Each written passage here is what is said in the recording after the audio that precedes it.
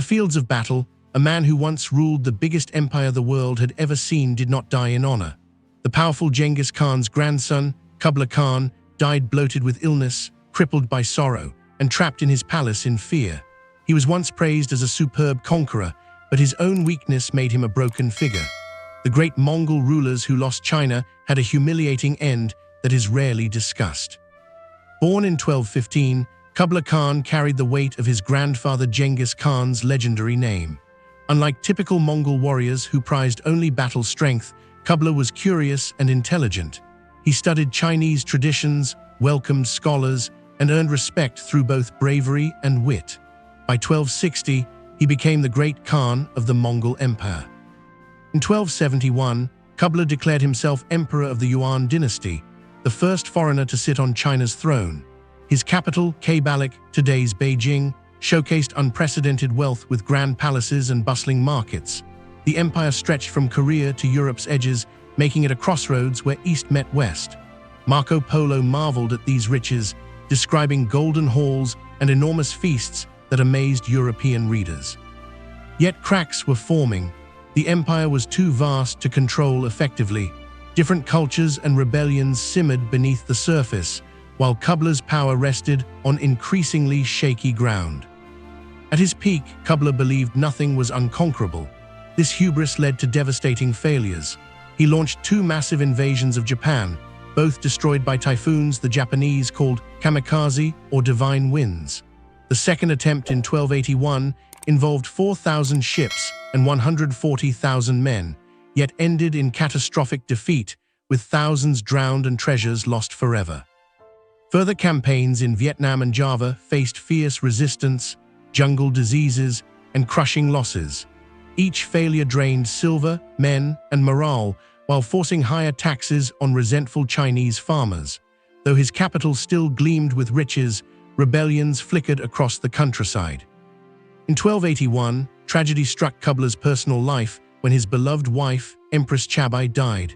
She had been his advisor, balance, and the one person who could calm his temper. Her death left an unhealable wound. Without Chabai, Kublai changed dramatically.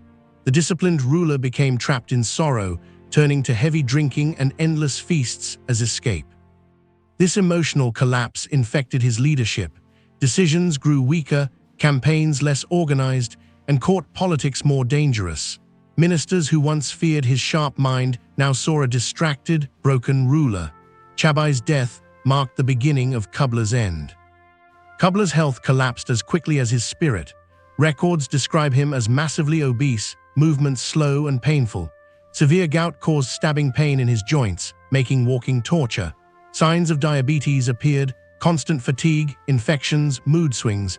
Strokes left him weak and struggling to speak. His grand palaces became places of silence, whispers, and medicinal smells. Old generals felt abandoned, as their emperor seemed to forget Mongol ways. The bond of loyalty holding the army together weakened, leaving Kublai isolated in body and spirit. As health worsened, Kublai buried himself in palace comforts.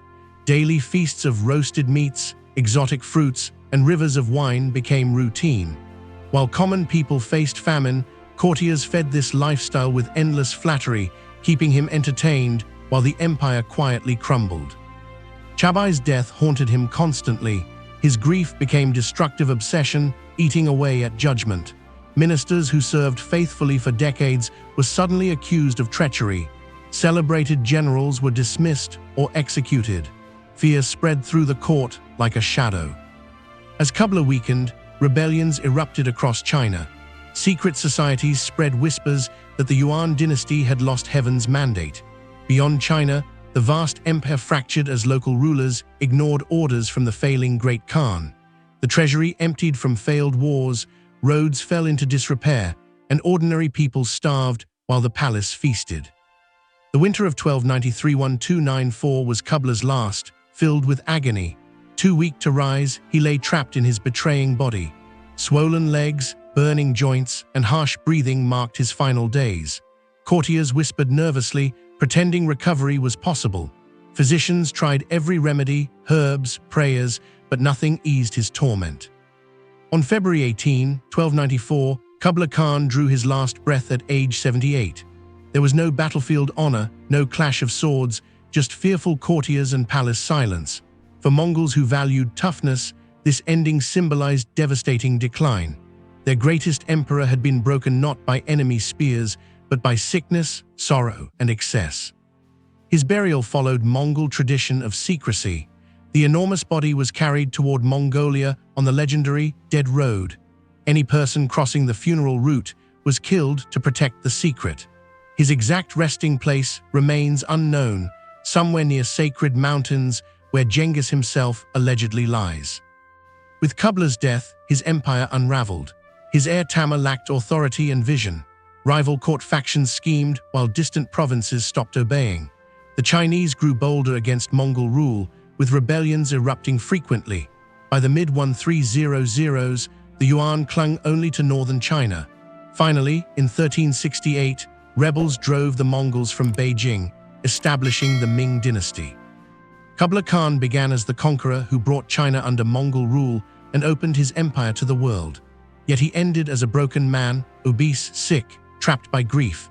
His story warns that no power, treasure, or army shields anyone from human limits. The great Khan's victories shaped history, but his decline revealed the fragility of even the strongest rulers. In the end, every empire falls and every emperor is only human.